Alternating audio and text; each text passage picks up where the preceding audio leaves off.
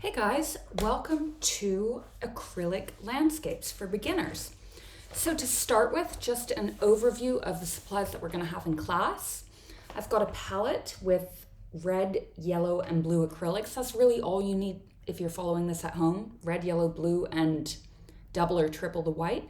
But I'm also going to be adding a green to the palette, and this is just to introduce a new yellow and a new blue tint into our color palette without having to just pull out an extra yellow and an extra blue. And we'll be learning to turn tube greens into something a little bit more natural.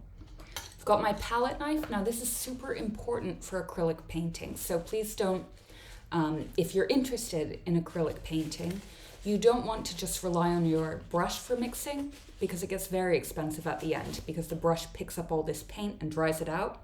We really want to learn how to use our palette knife for mixing, so it's worth getting one, and we'll start the class by learning how to mix using the palette knife. I've also got a dry brush. This is a hog's bristle brush, but you don't need any sort of specialty brush for this. Just if you have an old beat up brush at home or even a toothbrush, it'll serve the same purpose. All we want are really like textured bristles, and it can actually be fun to try out a variety of bristly things. I mean, it could be a scrubbing thing that you use in your sink. To get the sort of effects that we'll get here. Tons of effects. And a little bit of sponge and cardboard and of course water and palettes.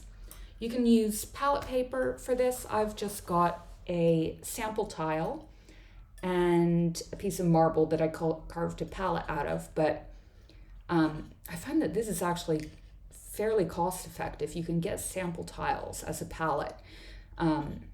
And just keep reusing it. It's probably better for the environment, but you can also get palette paper specifically for acrylics that you can just throw away when you're done. So whatever works best for you. Let's start with blending and the rule of three. So for this intro section, we're going to kind of mix together doing actual landscapes and learning about the techniques. The rule of three basically is this idea that landscapes are more pleasing, and compositions in general, when they're divided into thirds as opposed to half and half. And that's because when you have a composition that's divided in half, let's say this is the sky and the water, the eye doesn't really know where to look. It doesn't know, should I look here, should I look here? And it feels a little bit claustrophobic. Working in thirds lets things breathe a little bit, and sometimes artists put focal points around these intersections, these points of interest here, here, here, and here to make a more interesting composition. Now, in art, there are no rules that are final, so you can absolutely create a dynamic composition just by dividing in two. But landscape is one of those things where this general idea is really useful. So I'm going to start by mixing together a light blue by picking up some blue and some white, mixing it together. The way I mix is I take my palette knife, I press down from the side underneath the paint, so I scoop it up and then I smash it back down. So scoop up, smash down, scoop up, smash down until it's really integrated. And then I'm going to take my second blue, I'm going to take some blue here, then I'm going to take half that blue, a little bit of white, add it to the blue, mix that together. Then I'm going to take half of that, a little bit of white, mix that together. It's always good to mix your acrylics beforehand, or at least as much as you can. And then I have, let me just see if this works. So sometimes we're making a brown color here, and sometimes if you simply mix all the colors on your palette together, they'll be the brown that you want. But for this, I'm going to take a little bit of yellow that I'm just letting mix with the red on the palette. So you can add a little bit of red to this. And I'm going to add a little green to it to bring the chromatic scale down. This is going to give me kind of a raw sienna type color that I'm then going to add some white to. And that'll give me my sandy color.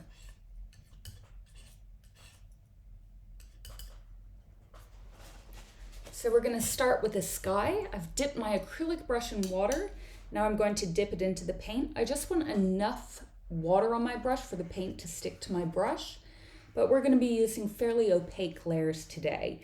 So it's not like watercolor where the white of the page forms your lightest value. And over this first third, I'm just going to paint this blue. Clean my brush. It works best if you hit your brush from the side at the base of your water jar. Then for the second, I'm going to do one layer of dark blue in the back, and then the lighter blue, and just quickly go from side to side to mix these together. And then the lightest blue. And you can even at this point take just the tiniest bit of white with a clean brush to blend in the foreground here.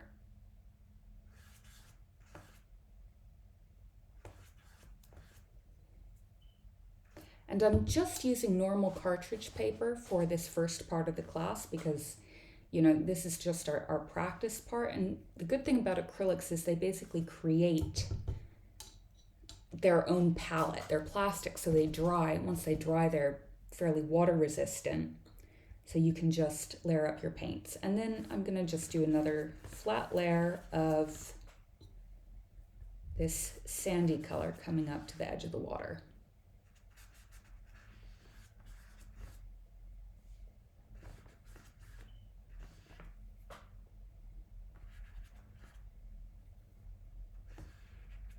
So there we go, rule of 3 and a little warm up on color mixing and using our palette.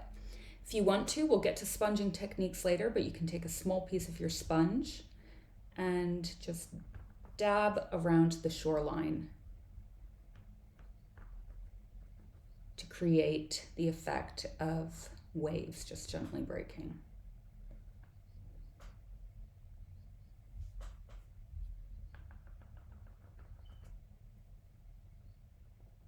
This can also be used for clouds in the sky.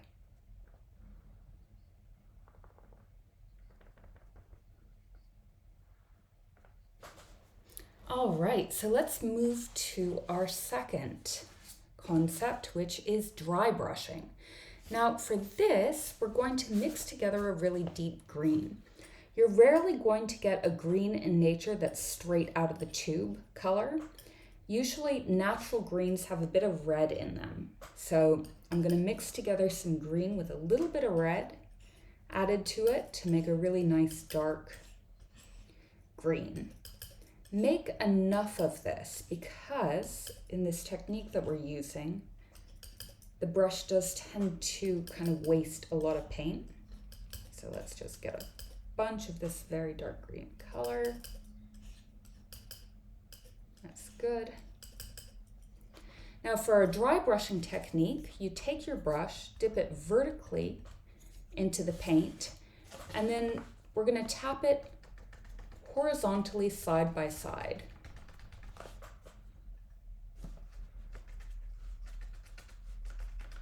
Different brushes will make slightly different effects here.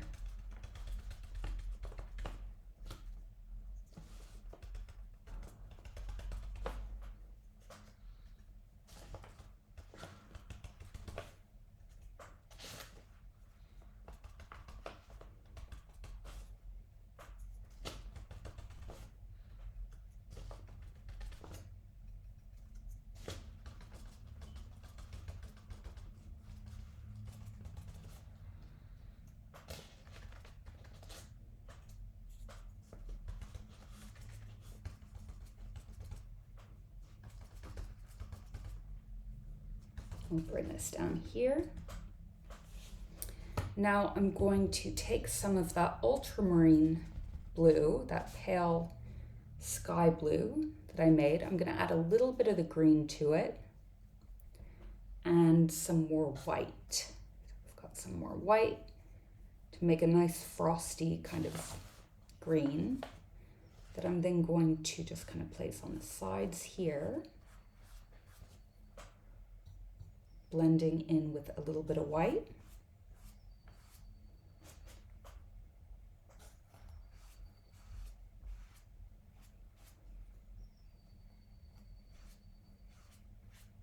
Then I'm just going to brush around with this color, the tree.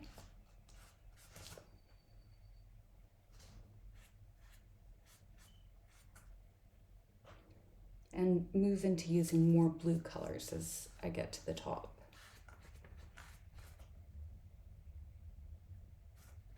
And I'm just using my brush to cut into the shape of the tree.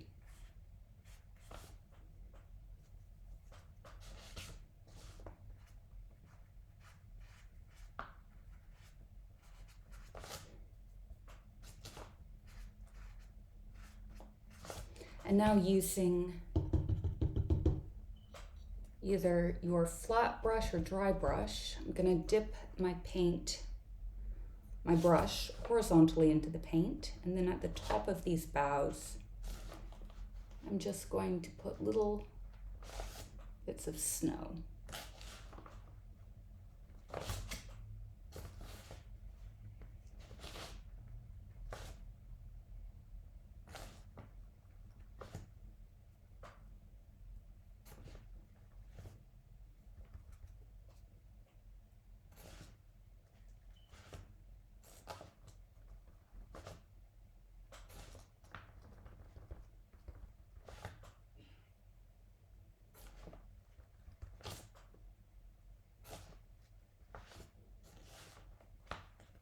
And this illustrates a good concept in acrylics, which is light over dark.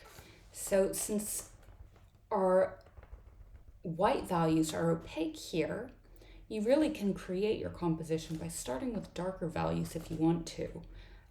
So unlike watercolors, if you're used to those, where you have to work around the lightest areas, because we can keep layering and layering, you more want to think, what color is the background and how can I contrast the foreground with what I'm putting on the background. So there we've got our little tree in a blizzard. I'm just gonna put some more white up here.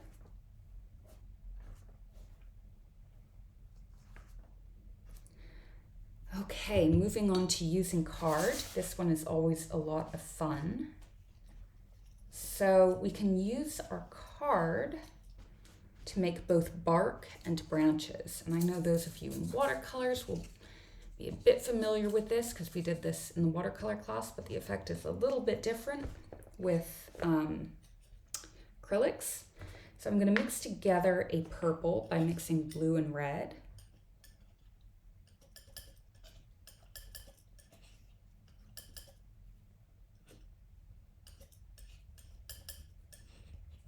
I'm just gonna layer that on my little piece of cardboard in a few places.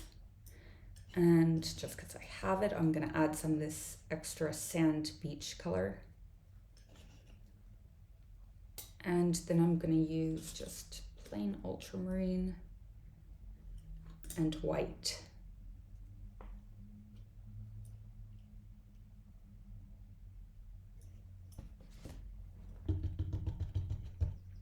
And quickly I'm gonna put down a background color. So I'm gonna use this light green I just happen to have here.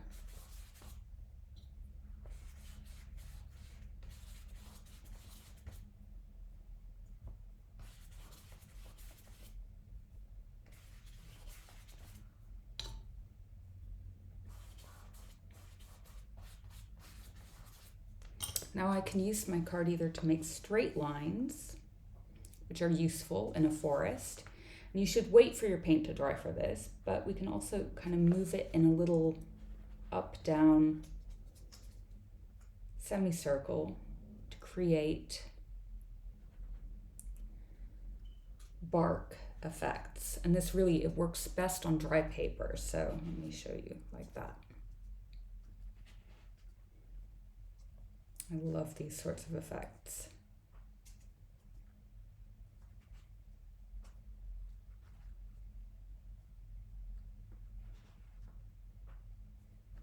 Okay, I'm gonna stop because it's very addictive. But you can do this against a colored background to get a different sort of feel. I'm just gonna do a couple of branches there and just a couple of twigs down here.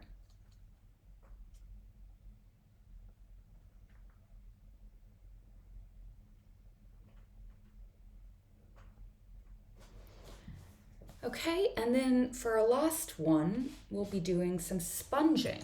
And so let's mix together a nice light pink by adding just white and red.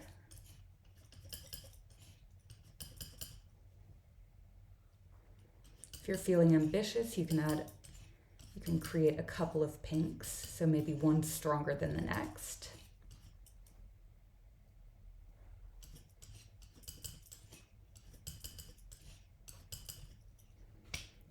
And I'm going to take my dry sponge and dip it in my pink and just tap, tap, tap, tap, tap across the page. This is great for creating the effect of blossoms. So blossoming trees, blossoming foliage, cherry trees, that sort of thing. Sponging is also a great way to create things like clouds, so more kind of diaphanous objects. And it also can be a great way of just blending. So, blending together areas that you want a softer effect. You can use the sponge to do this. So let's combine that with a card technique. I'm just going to use that purple on the side of the card.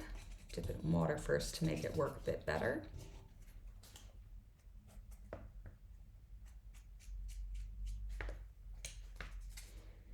And I'll just do this. Whoops. Oh well. So just did a little trunk. And then you can use your sponge to create grasses as well as your dry brush. So try tapping your sponge on the side and just pulling it up. That can create some nice grass effects. And then you can also try doing this with your dry brush. So try tapping your brush. Sometimes it really, you always want to have a spare sheet of paper for this if you're using nice paper, because you have to test it a few times. But by just flicking this up, you can create grass effects.